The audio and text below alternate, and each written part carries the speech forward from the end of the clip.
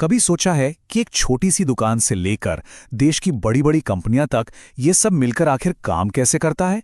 आज हम भारतीय अर्थव्यवस्था की इसी दिलचस्प कहानी को समझने वाले हैं, इसकी बिल्कुल शुरुआत से लेकर आज के बड़े बदलावों तक। तो चलिए इस बड़ी पहेली को सुलझाना शुरू करते हैं। सबसे पहला और बुनियादी सवाल तो यही है कि किसी की अपनी जेब से लेकर पूरे देश तक आखिर ये अर्थव्यवस्था चलती कैसे है। सबसे पहले दो शब्दों का फर्क समझना बहुत जरूरी है, अर्थशास्त्र और अर्थव्यवस्था। इसको ऐसे समझिए कि अर्थशास्त्र यानी इकोनॉमिक्स एक रेसिपी बुक की तरह है जिसमें खाना बनाने के सारे नियम और सिद्धांत लिखे हैं, और अर्थव्यवस्था यानी इकोनॉमी वो असल में पकाया गया खाना है जो उन नियमों का इस्तेमाल करके किसी देश में तैयार होता है। एक है थ्योरी तो दूसरा है प्रैक्टिकल। तो एक अर्थव्यवस्था असल में किन चीजों से मिलकर बनती है? ये कोई एक अकेली चीज नहीं, बल्कि कई अलग अलग हिस्सों या सेक्टर्स का एक पूरा ताना बाना है। मोटे तौर पर हम अर्थव्यवस्था को तीन मेन हिस्सों में बांट सकते हैं। पहला है प्राइमरी सेक्टर, जहां हम सीधे प्रकृति से कच्चा माल निकालते हैं, जैसे खेती से अनाज या खदानों से लोहा। फिर आता है सेकेंडरी सेक्टर, जो इस कच्चे माल को फैक्ट्रियों में तैयार माल में बदलता है, जैसे लोहे से कार बनाना। और आखिर में है टर्शरी या सर्विस सेक्टर, जो इन दोनों की मदद करता है, जैसे बैंकिंग, ट्रांसपोर्ट और कम्युनिकेशन।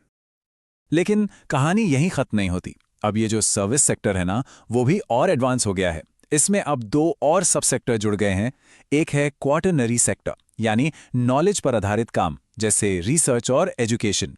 और दूसरा है क्वीनरी सेक्टर, जहां बड़े बड़े फैसले लिए जाते हैं। सोचिए, जैसे किसी बड़ी कंपनी के सीईओ या देश की नीतियां बनाने वाले लोग। तो अब सवाल यह है कि हम किसी अर्थव्यवस्था की सेहत को मापते कैसे हैं? जैसे डॉक्टर हमारी नब्ज देखते हैं, वैसे ही इकोनॉमिस्ट्स भी कुछ पैमानों का इस्तेमाल करते हैं। सबसे कॉमन पैमाना है जीडीपी, यानी ग्रॉस डोमेस्टिक प्रोडक्ट। ये एक तरह से किसी देश के साल भर के काम का रिपोर्ट कार्ड है। मतलब एक साल में देश की सीमाओं के अंदर जितनी भी चीजें बनी और जितनी भी सेवाएं दी गई, उनकी कुल कीमत क्या है। लेकिन सिर्फ आंकड़े ही सब कुछ नहीं बताते। यहां दो बातों में फर्क समझना जरूरी है, इकोनॉमिक ग्रोथ और इकोनॉमिक डेवलपमेंट। ग्रोथ का मतलब है आंकड़ों का बढ़ना, जैसे जीडीपी बढ़ गई। लेकिन डेवलपमेंट एक बड़ी चीज है। इसका मतलब है लोगों के जीवन की क्वालिटी में सुधार आना। मतलब सिर्फ ज्यादा पैसा नहीं, बल्कि बेहतर जिंदगी। इसी बात को महान अर्थशास्त्री महबूबुल हक ने बहुत खूबसूरती से कहा था। उनके लिए आर्थिक विकास सिर्फ आंकड़ों का खेल नहीं था, बल्कि ये गरीबी के खिलाफ एक सीधी लड़ाई थी, चाहे वो किसी भी रूप में हो। तो इन सभी बातों को ध्यान में रखते हुए आइए आप देखते हैं कि दुनिया के नक्शे पर भारत की आर्थिक पहचान क्या है।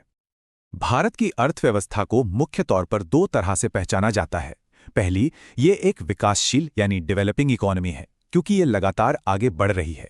और दूसरी, ये एक मिश्रित यानी मिक्स्ड इकोनॉमी है। मतलब यहां सरकार और प्राइवेट कंपनियां दोनों मिलकर काम करते हैं।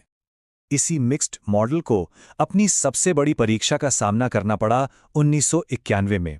ये वो साल था जिसने भारत की आर्थिक कहानी को हमेशा हमेशा के लिए बदल कर रख दिया।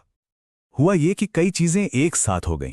खाड़ी युद्ध की वजह से तेल महंगा हो गया, सरकार का खर्चा उसकी कमाई से कहीं ज्यादा बढ़ गया, और नतीजा, हमारे पास विदेशी मुद्रा का भंडार लगभग खत्म हो गया था, जिससे हम जरूरी सामान भी बाहर से नहीं खरीद पा रहे थे। हालात इतने नाजुक थे कि देश को वर्ल्ड बैंक और आईएमएफ से $7 बिलियन का बड़ा कर्ज मांगने पर मजबूर होना पड़ा। लेकिन ये कर्ज शर्तों के साथ आया, और उन्हीं शर्तों ने भारत को अपने पुराने LPQ यानी लाइसेंस, परमिट और कोटा वाले सिस्टम को छोड़कर सुधारों के एक नए LPG मॉडल को अपनाने पर मजबूर कर दिया। तो ये LPG क्या था? L मतलब लिबरलाइजेशन यानी उदारीकरण। इसने व्यापार शुरू करने के लिए लाइसेंस और परमिट के जंजाल को खत्म कर दिया। P मतलब प्राइवेटाइजेशन यानी निजीकरण, जिससे सरकारी कंपनियों के साथ साथ प्राइवेट कंपनियों को भी बढ़ावा मिला।